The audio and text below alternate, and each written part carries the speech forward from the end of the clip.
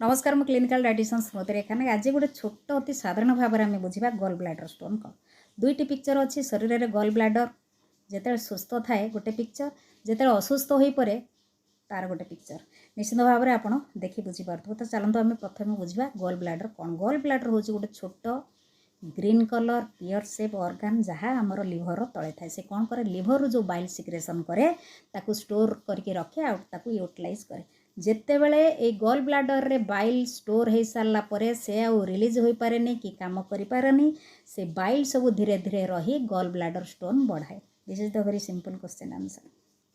तो जो मानकर गल ब्लाडर स्टोन हुए देखिए राइट साइड शोल्डर बेसी पेन हुए गैस हुए वॉमिटिंग हुए आउ नाउजिया लगे। This is the very simple symptoms गल ब्लाडर। तो कहीं गल ब्लाडर रे आपनकर स्टोन है कहीं बाइल तार काम करि पारलानी एमती बहुत सारा क्वेश्चन आपनकर माइंड रे क्वेश्चन उठे। निश्चित भाव में जड़े खाद्य विशेषज्ञ